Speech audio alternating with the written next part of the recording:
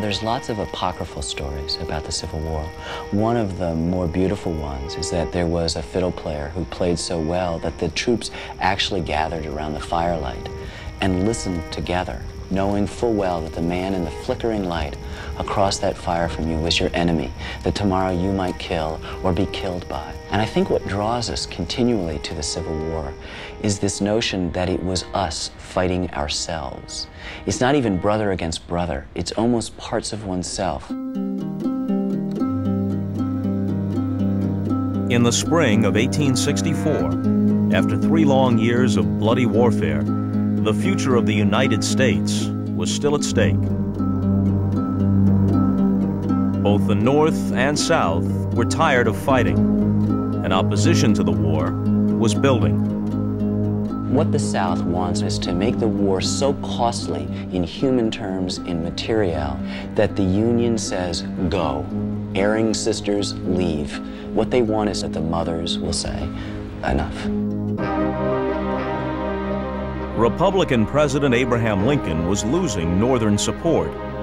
With the upcoming election in the fall, Lincoln desperately needed a military victory to convince the citizens of the North that the war could in fact be won and that its end was near. Lincoln was agonizing throughout the whole summer.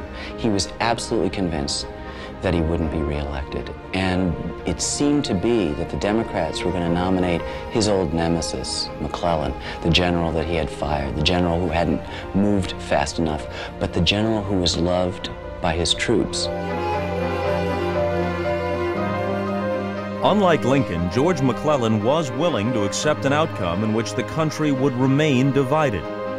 Lincoln's last hope to preserve his vision of a unified country rested with William Tecumseh Sherman. Said Lincoln, "Upon the progress of our arms, all else chiefly depends." General Sherman knew that he had to bring the war to the places in the South that made war possible. Thus, his primary goal was to capture Atlanta.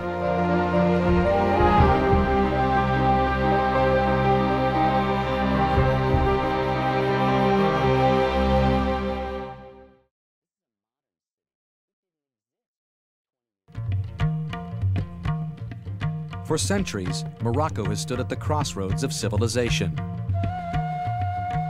An African land with European flavor.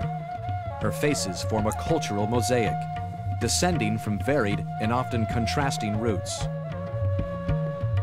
They embrace tradition, but are in search of a modern identity.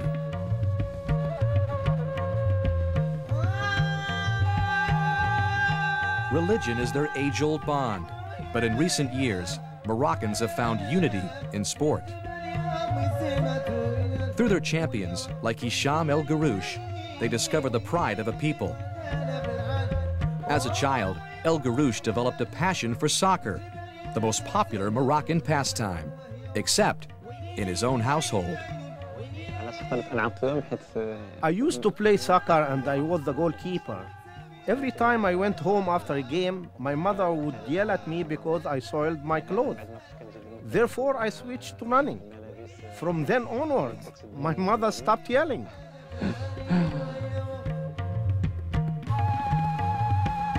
When I found Hicham, it was in '91. He was like 16 years. And I immediately saw that he has very, very high-level qualities, a big talent. But he was not very strong. We knew that this young guy was to be a great athlete if he trained in a good way and if he respects all the process to become a great athlete. The process begins when athletes are selected for the National Institute of Athletics. It was formed 11 years ago with just 5 runners, and today is home to more than 100. El Garouche, the first successful athlete from his village in eastern Morocco, moved 400 miles to live at the institute in the capital city of Rabat. There, he was groomed for the 1,500 meters, the event most sacred to the Moroccan people. Everybody in the streets was asking for a good miler. All the crowd was asking me to to bring to that level a good Moroccan. So everybody wanted this distance, not other thing. They want the 1,500 meters. In demanding a champion, the Moroccan people were trying to recapture the pride once provided by Saïd Ouida, the 5,000-meter champion at the '84 Los Angeles Games and Hisham's boyhood idol. 12 years later, as the Atlanta Olympics approached, El Guerrouj not only accepted that responsibility, but thrived on it.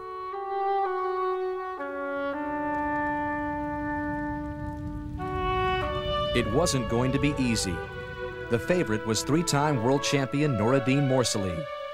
But the younger El Guerrouj ran confidently, and entering the final lap, he was one step off the lead and one misstep from disaster.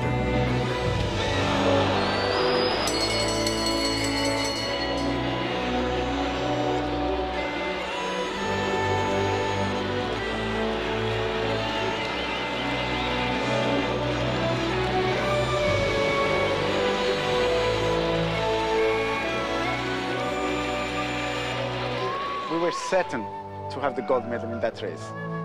When he falls, all the group, we fall down, and it was finished for us.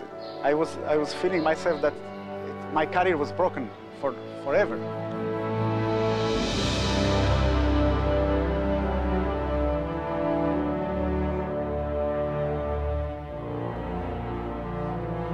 El Guerrouj called the fall the black point of his life.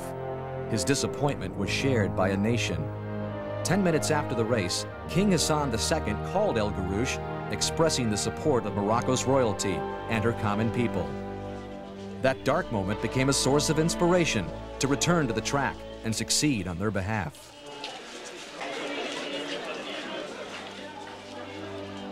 Since Atlanta, El Guerrouj has replaced Morsali as the event's standard bearer, culminating in his triumph at the '97 World Championships in Athens.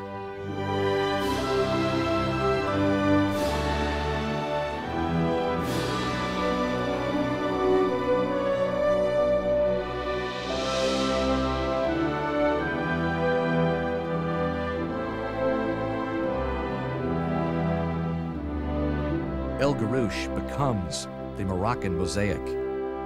If only for a moment, his people are unified in pride.